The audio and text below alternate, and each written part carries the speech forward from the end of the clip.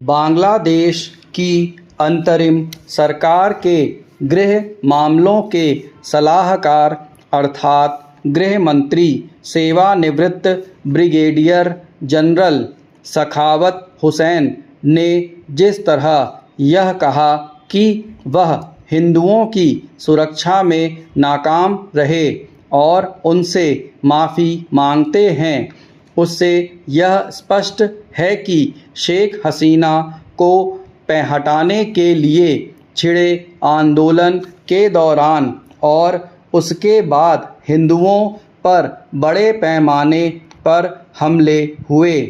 इसकी पुष्टि बांग्लादेशी हिंदुओं की ओर से अपने उत्पीड़न के खिलाफ ढाका, चटगांव आदि शहरों में विरोध प्रदर्शन करने से भी होती है और बंगाल में प्रवेश करने के प्रयासों से भी।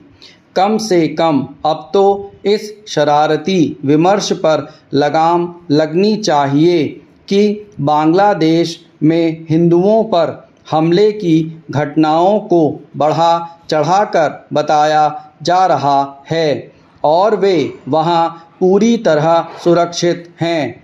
यदि ऐसा होता तो न तो सखावत हुसैन को माफ़ी मांगनी पड़ती और न ही हिंदुओं को अपनी जान बचाने की गुहार लगानी पड़ती।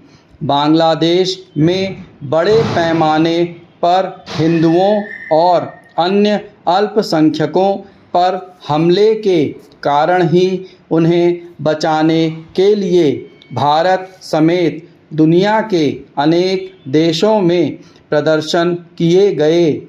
इसकी भी अनदेखी नहीं की जानी चाहिए कि बांग्लादेश में अंतरिम सरकार की कमान संभालने के बाद उसके प्रमुख मोहम्मद यूनुस ने भी हिंदुओं पर हमला रोकने की अपील की थी।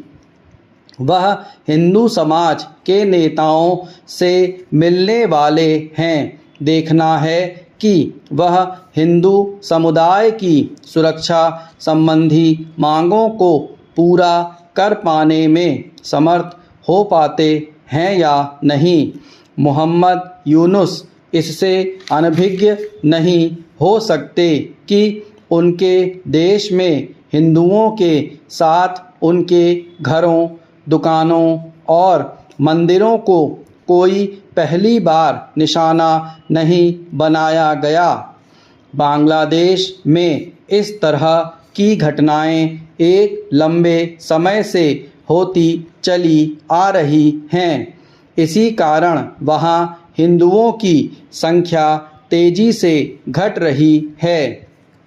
जब बांग्लादेश पूर्वी पाकिस्तान के रूप में था तब वहां 22% हिंदू थे। जब भारत की मदद से पूर्वी पाकिस्तान का बांग्लादेश के रूप में उदय हुआ तब वहां हिंदू 15% से अधिक थे। आज उनकी संख्या 8% से भी कम रह गई है। यदि बांग्लादेशी हिंदुओं को अनुमति मिले तो वे बड़ी संख्या में भारत आना चाहेंगे, क्योंकि वहां उनका जीना दूभर है। यह ठीक है कि भारत सरकार ने भी एक समिति गठित कर दी है ताकि वह बांग्लादेशी हिंदुओं के हितों की चिंता कर सके, लेकिन चिंता करने से शायद ही कोई बात बने।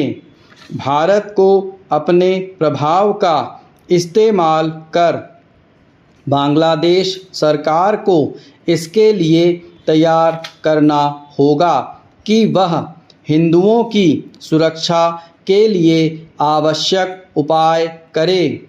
यह आसान नहीं, क्योंकि अंतरिम सरकार के बाद चुनी जाने वाली सरकार में कट्टरपंथी तत्वों का बोलबाला हो सकता है।